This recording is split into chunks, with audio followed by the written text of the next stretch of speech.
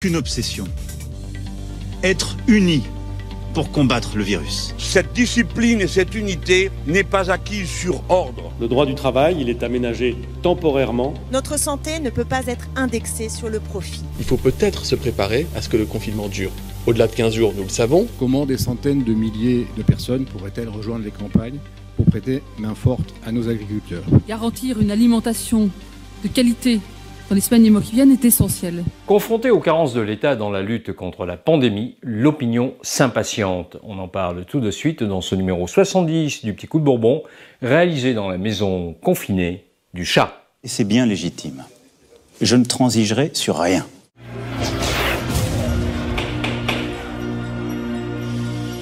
C'est un commandant en chef dépassé qui a pris la parole hier soir à Mulhouse, ébranlé par la colère du pays devant le manque de moyens et l'absence d'anticipation des pouvoirs publics. Je vois dans notre pays les facteurs de division, les doutes, toutes celles et ceux qui voudraient aujourd'hui fracturer le pays, alors que nous ne devons avoir qu'une obsession, être unis pour combattre le virus. Le chef de l'État ne supporte pas la critique, ce n'est pas nouveau. Mais qu'il fasse passer son irritation avant ses annonces en dit long sur sa fébrilité.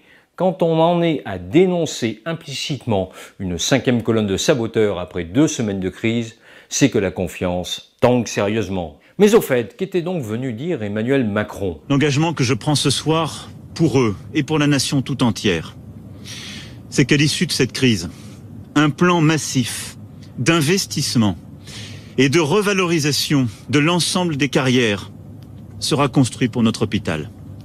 C'est ce que nous leur devons, c'est ce que nous devons à la nation. Comment ne pas être interloqué? Jeudi et vendredi dernier, l'Assemblée nationale et le Sénat ont adopté un projet de loi de finances rectificatif. 45 milliards d'euros de mesures de soutien aux entreprises, auxquelles viennent s'ajouter 300 milliards de prêts garantis par l'État. Mais pas une seule ligne budgétaire pour l'hôpital. 5 jours plus tard, miracle, l'Élysée promet des moyens et de l'argent.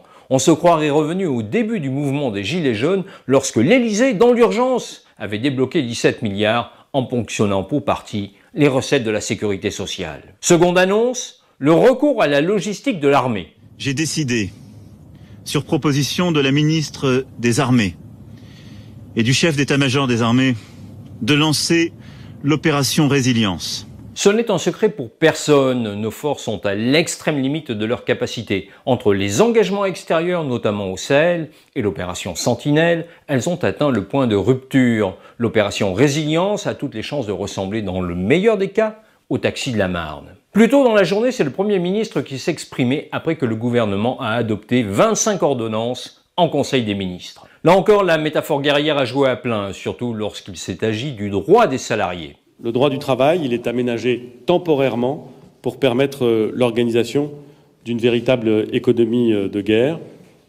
Dans les secteurs vitaux et sous conditions, les entreprises pourront déroger, et là encore je le répète, temporairement et avec des compensations ultérieures, aux durées maximales du travail et aux règles de repos hebdomadaires et dominicales.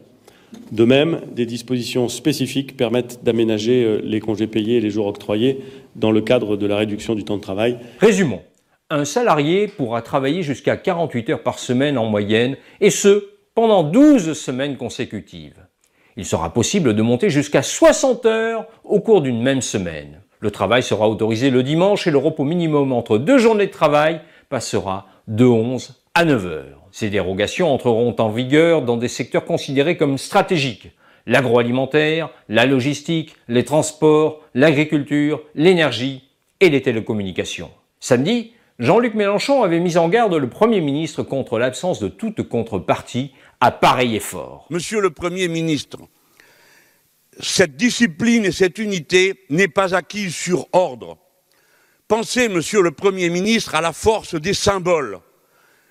Que nous soit refusée la suspension même temporaire de l'impôt sur la fortune rend plus difficile d'exiger des efforts supplémentaires à ceux à qui on annonce qu'on va confisquer des jours de congé ou rallonger des durées de travail, mais surtout des jours de congé. Il faut que tout le monde fasse un effort à proportion des moyens dont il dispose. L'avertissement n'a pas été entendu. Sur le front sanitaire, pour rester dans la tonalité du moment, la logistique continue de ramer. Mardi, à l'Assemblée, Clémentine Autain a dressé l'inventaire du désastre. Les hôpitaux manquent de bouteilles d'oxygène. Luxfer, seule usine qui en fabriquait en France, a été délocalisée en 2018, mais ses ouvriers implorent une remise en activité. Allez-vous enfin le permettre? Les cliniques privées demandent à être réquisitionnées. Qu'attendez-vous? La pénurie de gel, que dire? Les messages de prévention nous demandent de nous laver les mains avec du savon ou à défaut avec du gel hydroalcoolique. Mais bon courage pour en trouver. Quelle mainmise de la puissance publique sur les entreprises françaises qui peuvent en fabriquer. La France a entièrement délocalisé la fabrication de paracétamol. Quand et comment allez-vous relancer sa production? Notre santé ne peut pas être indexée sur le profit. Ce matin, le ministre Bruno Le Maire a invité à faire preuve de la plus grande modération dans le versement des dividendes cette année. Alors pourquoi une simple invitation verbale et non une contrainte légale, comme vous savez le faire, quand il s'agit de contraventions individuelles pour manquement aux règles de confinement? Quant au masque, on attend toujours. J'ai annoncé en toute transparence les commandes passées à l'étranger. J'ai dit quand j'avais signé les bons de commande et les stocks que nous attendions.